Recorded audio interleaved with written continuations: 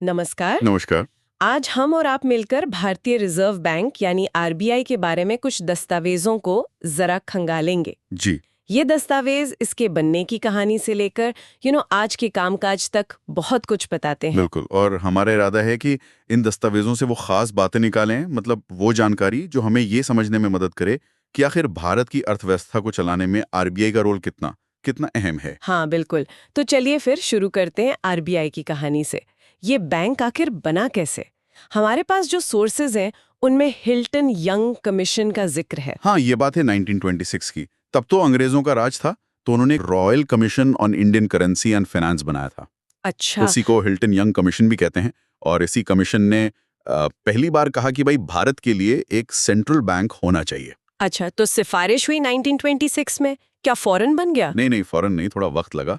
सिफारिश के आधार पर फिर 1934 में भारतीय रिजर्व बैंक एक्ट पास हुआ। ओके। और फिर 1 अप्रैल 1935 से आरबीआई ने अपना काम करना शुरू किया। लेकिन दिलचस्प बात यह है कि तब ये कोई सरकारी बैंक नहीं था। क्या मतलब? सरकारी ने? हाँ, ये एक प्राइवेट बैंक था। इसके मालिक प्राइवेट शेयर होल्डर थे। प्राइवेट? देश का सेंट्रल बैंक और प्राइवेट? ये तो अजीब है। तो फिर ये सरकारी कैसे बना? ये हुआ देश की आज़ादी के बाद। जब भारत आज़ाद हुआ तो जाहिर है सरकार को लगा कि देश की जो मॉनेटरी पॉलिसी है, जो पैसों से जुड़ी नीतियां हैं, हाँ, वो अपने हाथ में होना चाहिए। बिल्कुल, वो अपने हाथ में होना चाहिए। इसीलिए 1 जनवरी 1949 को एक नया कानून लाया गया, RBI transfer of public ownership act 1948, और उसके तहत आरबीआई का राष्ट्रीयकरण कर दिया गया। राष्ट्रीयकरण मतलब? सरकार ने इसे पूरी तरह से अपने अधिकार में ले लिया। ये स्वतंत्र भारत के लिए एक बहुत बड़ा अहम आर्थिक कदम था। अपनी अर्थव्यवस्था को खुद दिशा देने की एक तरह से शुरुआत थी ये। ये तो वाकई में बड़ा बदलाव था। अच्छा, ये बताइए, इसके सबसे पहले गवर्नर कौन थे? दस्तावेजों में नाम तो है, पर क्या वो भारतीय थे? नहीं, जो सबसे पहले गवर्नर थे सर ओसबॉर्न स्मिथ, वो एक अंग्रेज बैंकर थे। 1935 से 37 तक रहे। अच्छा। लेकिन हाँ, पहले भारतीय गवर्नर बनने का गौरव मिला श्री सीडी देशमुख को। वो 1943 से 1949 तक गवर्नर रहे। मतलब उन्होंने आरबीआई का राष्ट्रीयकरण होते हुए भी देखा। सीडी देशमुख। और इन्हीं दस्तावेजों में एक और नाम है जो मतलब काफी दिलचस्प है, डॉक्टर मनमोहन सिंह, जी जो बाद में प्रधानमंत्री बने। जी, वो भी आरबीआई गवर्नर रह चुके हैं। ये तो कमाल की बात है। हाँ, ये बिल्कुल सच है। डॉक्टर मनमोहन सिंह 1982 से 1985 तक आरबीआई के गवर्नर थे और वो भारत के एकमात्र ऐसे प्रधानमंत्री हैं जो इस पद पर भी रहे हैं। वाकई। ये दिखाता है कि आरबीआई गवर्नर का पद कितना कितना अहम माना जाता है देश में। बिल्कुल। अच्छा, और ये हेडक्वार्टर, हम्म, आजकल तो आरबीआई मतलब मुंबई ही ध्यान आता है। हम्म, क्या हमेशा से वहीं था? नहीं, शुरुआत कलकत्ता से हुई थी, जो अब कोलकाता है। अच्छा। हाँ, 1935 में जब आरबीआई शुरू हुआ तो उसका सेंट्रल ऑफिस वहीं था। लेकिन बस 2 साल बाद 1937 में इसे परमानेंटली मुंबई शिफ्ट कर दिया गया। तब से ये वहीं है। तो ये तो थी आरबीआई की शुरुआत की कहानी, काफी उतार चढ़ाव भरी। लेकिन आज आज इतना बड़ा संस्थान काम कैसे करता है? मतलब कौन लेता है इतने बड़े बड़े फैसले? इसकी बनावट, इसका स्ट्रक्चर भी काफी अहम होगा। बिल्कुल। आरबीआई का जो पूरा कामकाज है, वो एक सेंट्रल बोर्ड ऑफ डायरेक्टर्स देखता है। आप समझिए कि यही वो कोर टीम है जो बैंक की दिशा तय करती है, सारे बड़े फैसले लेती है। और इसमें कुल 21 सदस्य होते हैं। 21 सदस्य? ये तो काफी बड़ा बोर्ड है। इसमें कौन कौन लोग होते हैं? क्या सब बैंक वाले ही होते हैं? नहीं, ऐसा नहीं है। इसमें कोशिश की गई है कि एक संतुलन बना रहे। कुछ तो बैंक के अपने लोग होते हैं, जिन्हें हम ऑफिशियल डायरेक्टर्स कहते हैं। हम्म। इनमें आरबीआई के गवर्नर और ज्यादा से ज्यादा 4 डिप्टी गवर्नर होते हैं। इनका कार्यकाल आमतौर पर 5 साल या उससे कम का होता है। ठीक है। और बाकी सदस्य वो कौन होते हैं? बाकी सदस्य नॉन ऑफिशियल डायरेक्टर्स कहलाते हैं। इनमें 10 डायरेक्टर तो ऐसे होते हैं जिन्हें सरकार चुनती है, अलग अलग फील्ड से। अलग अलग फील्ड मतलब? जैसे कोई अर्थव्यवस्था का बड़ा जानकार हो, कोई व्यापार जगत से हो, कोई खेती किसानी का विशेषज्ञ हो, इस तरह से। इनका कार्यकाल 4 साल का होता है। अच्छा। फिर 4 डायरेक्टर आते हैं देश के 4 हिस्सों से, मुंबई, कोलकाता, चेन्नई और दिल्ली। वहां आरबीआई के लोकल बोर्ड्स हैं, ये उनको रिप्रेजेंट करते हैं। लोकल बोर्ड्स, इनके बारे में बताइए जरा। हाँ, उस पर आते हैं।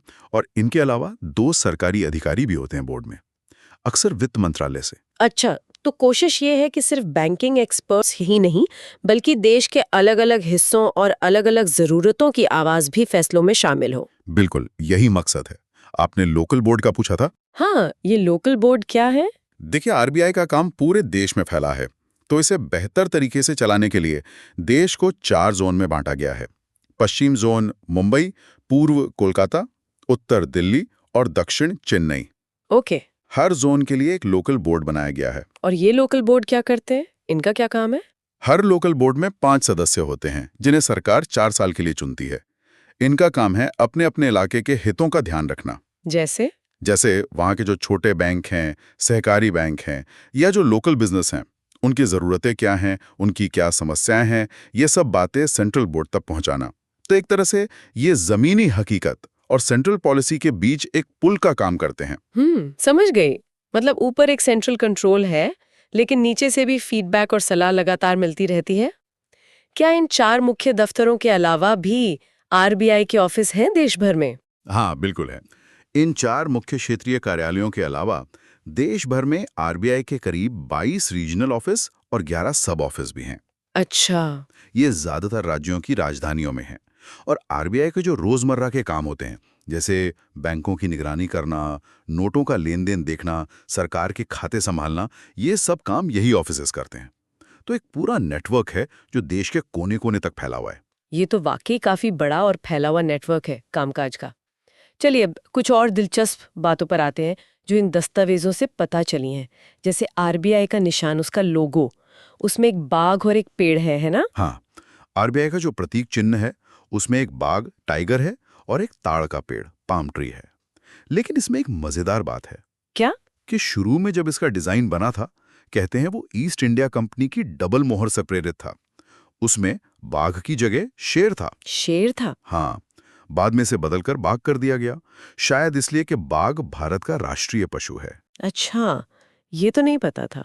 और ये नोट छापने और सिक्के बनाने का काम, हम तो आमतौर पे यही सुनते हैं कि आरबीआई नोट छापता है। जी।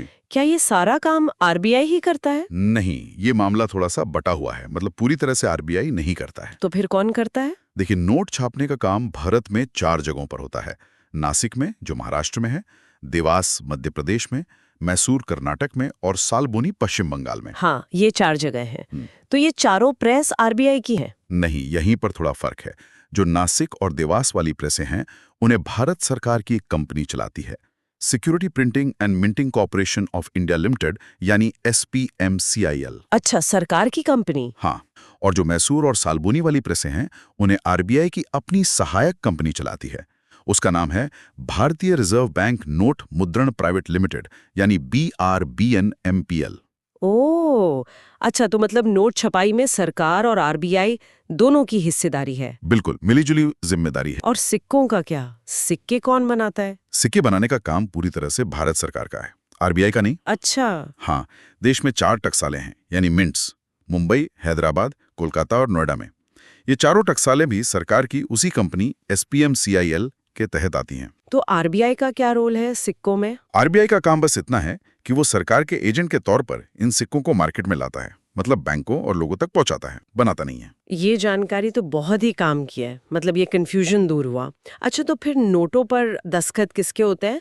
हमने तो हमेशा आरबीआई गवर्नर का नाम ही देखा है, 10 रुपए के नोट से लेकर 500, 2000 तक। हाँ, लगभग सभी नोटों पर, लेकिन एक नोट को छोड़कर। कौन सा? 1 रुपए का नोट। 1 रुपए का नोट, उस पर किसके होते हैं? उस पर आरबीआई गवर्नर के दस्तखत नहीं होते। तो फिर? क्योंकि 1 रुपए का नोट आरबीआई जारी नहीं करता, वो भारत सरकार का वित्त मंत्रालय जारी करता है। अच्छा। इसीलिए इस पर गवर्नर की जगह भारत के वित्त सचिव यानी फाइनेंस सेक्रेटरी के दस्तखत होते हैं।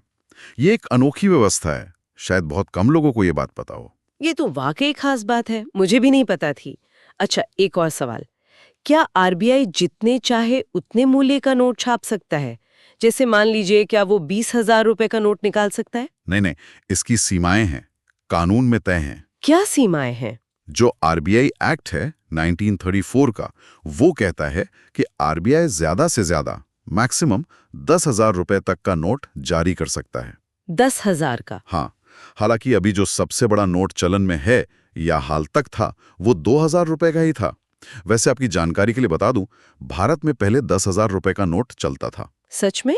कब? हाँ, उसे 1978 में बंद कर दिया गया था। अच्छा, और सिक्कों की भी कोई लिमिट है? हाँ, सिक्कों के लिए भी कानून है। जो भारतीय सिक्का अधिनियम है 2011 का, उसके तहत सरकार 1,000 रुपए तक का सिक्का बना सकती है। 1,000 का सिक्का? हाँ, बना सकती है, पर अभी हम देखते हैं कि ज्यादा से ज्यादा 20 रुपए का सिक्का ही चलन में है। एक सवाल जो शायद बहुत से लोगों के मन में आता होगा कि क्या आरबीआई जब चाहे जितनी चाहे उतनी करेंसी छाप सकता है? जैसे मान लीजिए सरकार को पैसे की जरूरत है, तो क्या आरबीआई बस नोट छाप कर दे सकता है? नहीं नहीं, बिल्कुल नहीं। ऐसा नहीं है कि बस नोट छापने की मशीन चालू की और पैसे छाप दिए। इसके लिए एक बाकायदा नियम है, एक सिस्टम है। क्या सिस्टम है? उसे कहते हैं न्यूनतम आरक्षित प्रणाली या मिनिमम रिजर्व सिस्टम। ये 1957 से लागू है भारत में। न्यूनतम आरक्षित प्रणाली, ये क्या चीज है? इसके तहत आरबीआई को जब भी नए नोट छापने होते हैं तो उसे अपने पास हमेशा कम से कम 200 करोड़ रुपए की संपत्ति गिरवी रखनी पड़ती है, रिजर्व में। कैसी संपत्ति? ये संपत्ति सोने और विदेशी मुद्रा के रूप में होती है, फॉरेन करेंसी। और इसमें भी एक शर्त है। क्या शर्त? कि इस 200 करोड़ रुपए में से कम 115 करोड़ रुपए का सोना, गोल्ड होना ही चाहिए।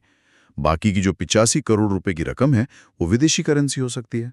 तो इसका मतलब ये हुआ कि बिना इतने गारंटी रखे, बिना इतना सोना और फॉरेन करेंसी रिजर्व में रखे, आरबीआई नए नोट नहीं छाप सकता। बिल्कुल सही। इसका मकसद क्या है? ऐसा क्यों करते हैं? देखिए, इसका मकसद ये है कि जो करेंसी चलन में है, जो रुपया हम इस्तेमाल करते हैं, उसकी कोई वैल्यू हो, उसका कोई आधार हो। ये सिस्टम ये पक्का करता है कि नोटों का मूल्य बना रहे और लोगों का देश की मुद्रा पर भरोसा कायम रहे। हाँ, वरना तो कोई भी अंधाधुंध नोट छापने लगेगा, जिससे महंगाई बेकाबू हो सकती है, इकोनॉमी खराब हो सकती है। तो ये एक तरह का अनुशासन है। समझ गई, बिल्कुल। अब क्या आरबीआई के कुछ साथी संस्थान भी हैं? मतलब जो उसके खास कामों में मदद करते हैं? दस्तावेजों में कुछ नाम दिखे थे, DICGC, BRBNMPL, ये सब क्या है? हाँ। आरबीआई देखिए अकेले सारे काम नहीं करता। उसने अपने कुछ खास कामों के लिए अपनी ही पूरी मिल्कियत वाली, मतलब फुली ओन्ड सब्सिडरीज यानी सहायक कंपनियां बना रखी हैं। कितनी है ये? 4 है मुख्य रूप से। पहली है DICGC, deposit insurance and credit guarantee corporation. ये क्या करती है? इसका काम बहुत महत्वपूर्ण है। ये बैंकों में जो हम लोग पैसा जमा करते हैं ना, उसका बीमा करती है, इंश्योरेंस। अच्छा। यानी अगर खुदा ना खास्ता कोई बैंक डूब जाता है तो जमा करने वालों का एक निश्चित सीमा तक, जो अभी 5 लाख रुपए है, वो पैसा सुरक्षित रहता है।